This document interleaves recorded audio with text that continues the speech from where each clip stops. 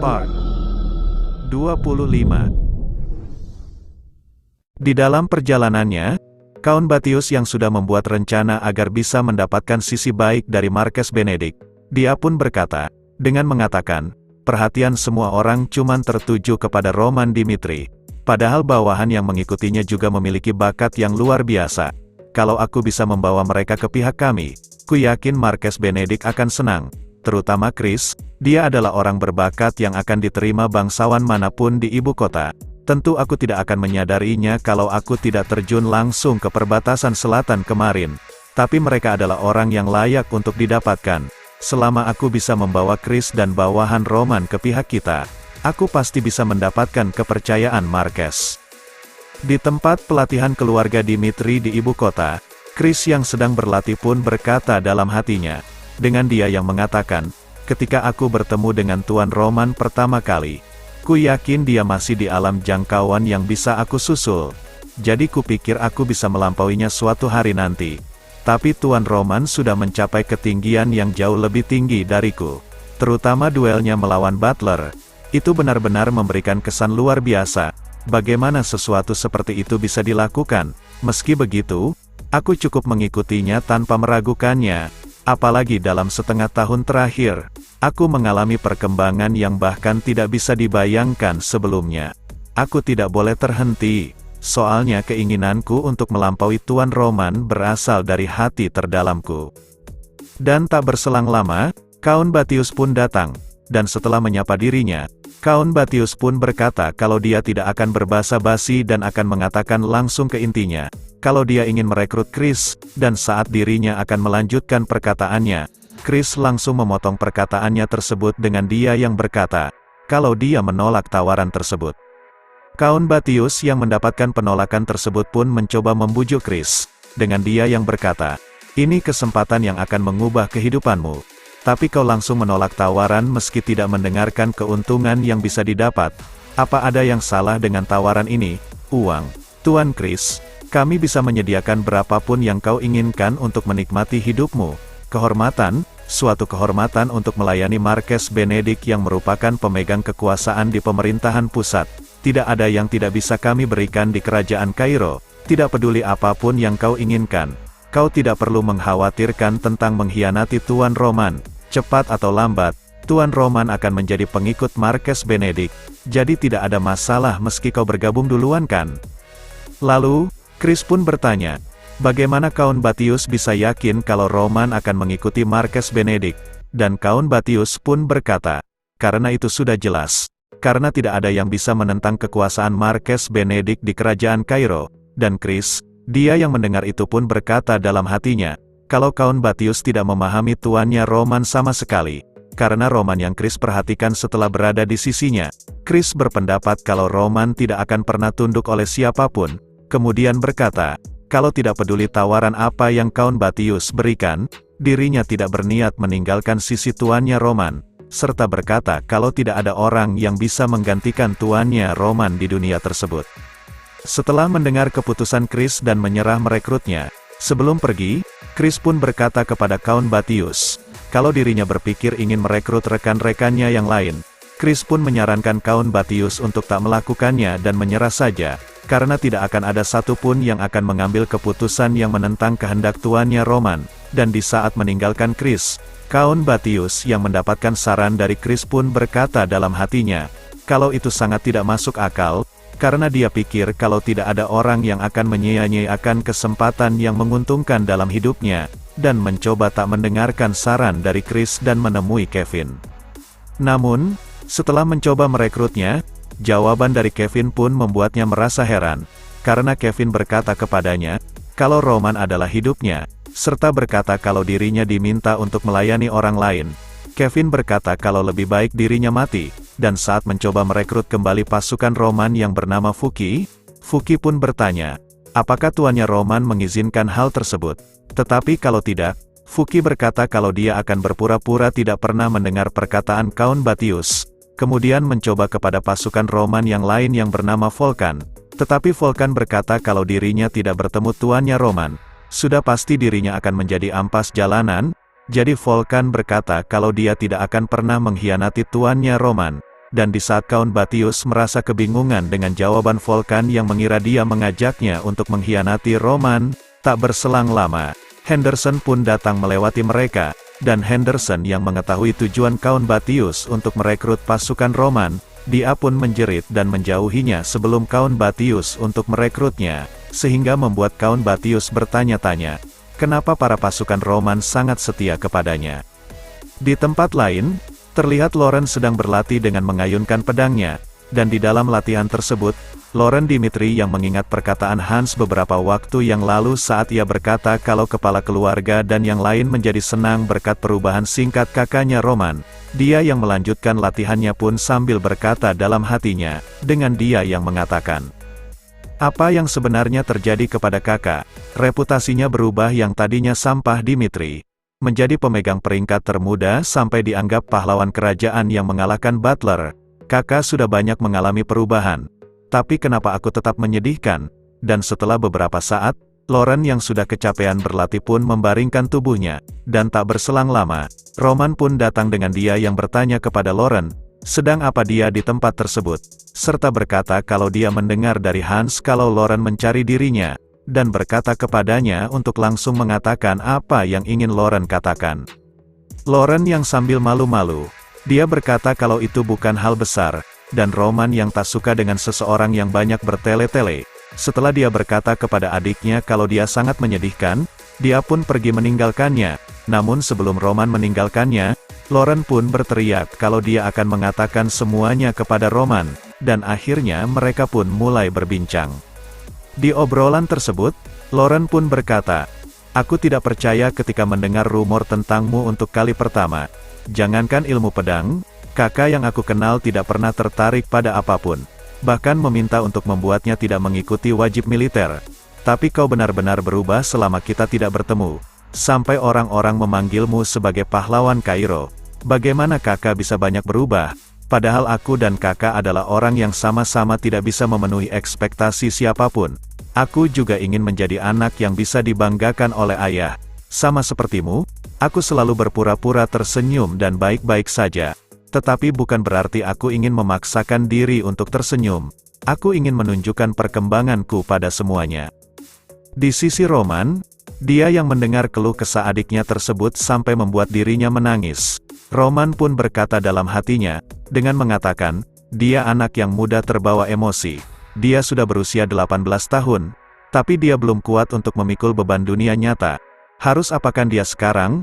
Orang-orang sudah menerima Roman yang baru. Mereka tidak memandang rendah Roman karena hubungan mereka sudah diperbaiki dengan perubahan yang terjadi.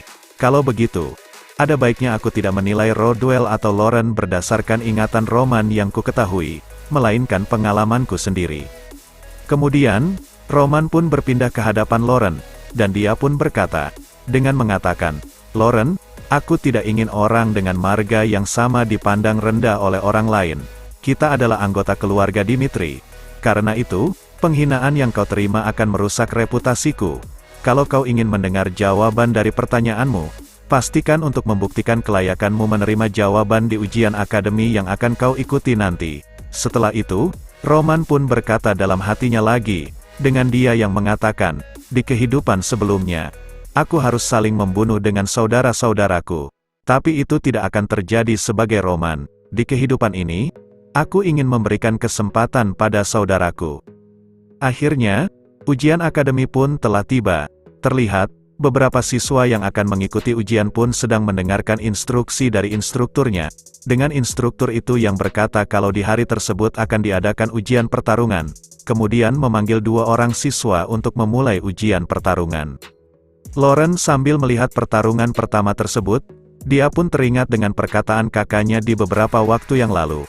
Kalau dia ingin mendengar jawaban dari pertanyaannya, Loren harus membuktikan kelayakannya di ujian yang akan dia ikuti, dan setelah gilirannya dipanggil oleh instruktur serta William Castro yang akan menjadi lawannya, di dalam hatinya, William Castro berkata kalau dia akan menghajar habis-habisan Loren, dan sebelum pertandingan itu dilakukan, instruktur mereka berkata, kalau ujian tersebut tidak ditentukan dengan kemenangan atau kekalahan, karena para instruktur akan menilainya berdasarkan praktek duel dari pelajaran yang telah mereka pelajari.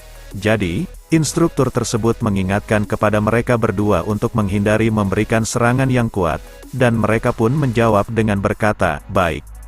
Setelah aba-aba diberikan, William pun tanpa basa-basi langsung bergerak dan langsung melancarkan serangan.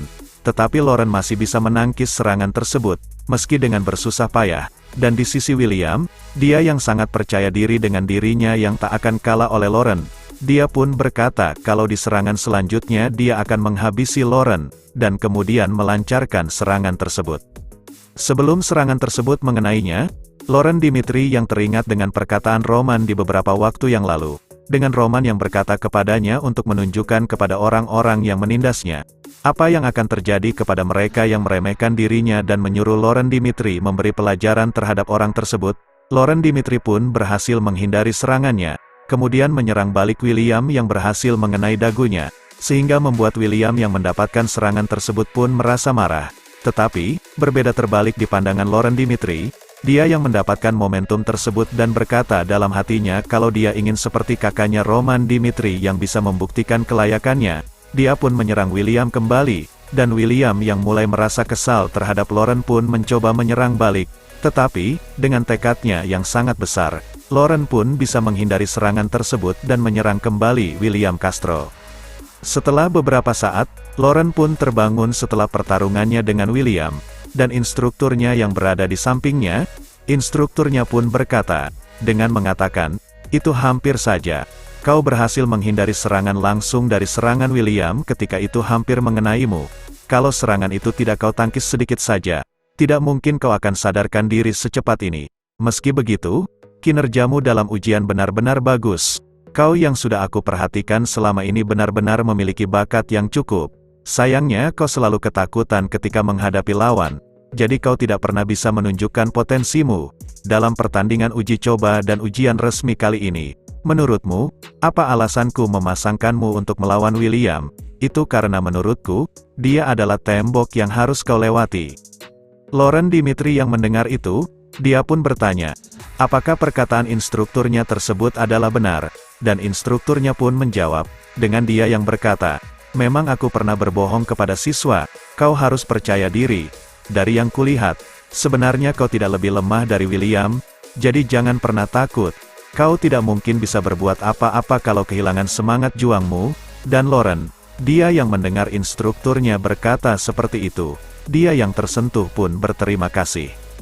Di sisi William dan kedua temannya, William yang terlihat marah pun mencoba ditenangkan oleh teman-temannya. Tetapi, William yang tak terima dan sangat marah karena di pertarungan yang baru saja selesai, Lauren Dimitri menatapnya dengan tatapan tajam. Dia pun berkata kalau dia tak bisa membiarkan Lauren Dimitri dan berencana akan mematahkan satu lengannya. Dan teman-temannya yang mendengar itu, pria yang berambut biru pun bertanya, apakah William serius dengan perkataannya? Dan pria yang di sampingnya yang memakai plester di pipinya mencoba untuk meyakinkan perkataannya, karena yang mereka tahu, Lauren Dimitri adalah adik dari Roman Dimitri yang dianggap sebagai pahlawan Kairo. Karena tindakan yang akan William lakukan akan menimbulkan masalah besar antar keluarga. Tetapi, William yang sombong pun berkata, dengan mengatakan, "Pahlawan Kairo? Masa bodoh? Apa kalian lupa? Aku adalah anak dari keluarga Castro. Emang apa yang bisa mereka lakukan? Ayahku dan Marques Benedict adalah teman dekat. Tidak ada yang bisa menyentuhku di kerajaan Kairo. Tidak peduli apa yang kau lakukan. Bahkan jika orangnya adalah pahlawan, akan kutunjukkan pada mereka perbedaan kasta akan memperlihatkan kekuatan yang sebenarnya. Cepat bawakan Lauren Dimitri ke depanku. Hajar saja dia kalau berani melawan." Namun, tak diduga Roman yang ada di belakang mereka yang mendengar semua percakapan mereka pun berkata kepada William untuk mengatakannya kembali. Kemudian Roman bertanya, apa yang akan mereka lakukan kepada adiknya tersebut? Dan teman-teman dari William yang melihat Roman di hadapannya pun mulai merasa takut. Tapi berbeda dengan William yang masih sombong dengan apa yang ia punya.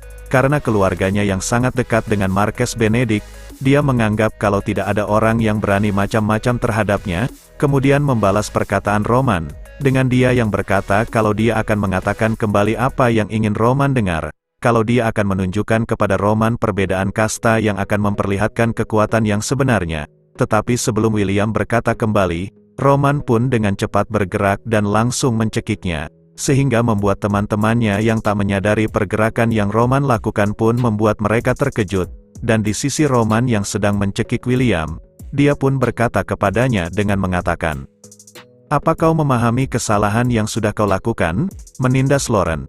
Itu bukan masalah. Tapi masalahnya adalah aku mendengar semua perkataanmu. Ku dengar kau menjelek-jelekkan Dimitri demi menindas Lauren. Kau sudah memandang rendah margaku. Antarkan aku ke keluargamu sekarang." Ketika seorang anak melakukan kesalahan, bukankah sudah semestinya orang tua juga ikut bertanggung jawab? Aku akan membuatmu memahami kekuatan yang sesungguhnya itu seperti apa. Di kediaman Count Castro, dia yang sedang berbincang dengan Count Batius yang diketahui kalau mereka sedang membahas tentang Count Batius yang gagal merekrut prajurit Roman. Di obrolan tersebut, Count Batius pun berkata kepada Count Castro untuk membayangkan, apakah dirinya akan menolak kesempatan emas yang terbuka lebar di depannya. Dan karena hal tersebut, Count Batius berkata kalau itulah alasan dirinya tidak suka dengan rakyat jelata, dan Count Castro menambahkan kalau mereka atau rakyat jelata yang terlahir dengan derajat yang rendah, mereka tidak akan memahami ketinggian.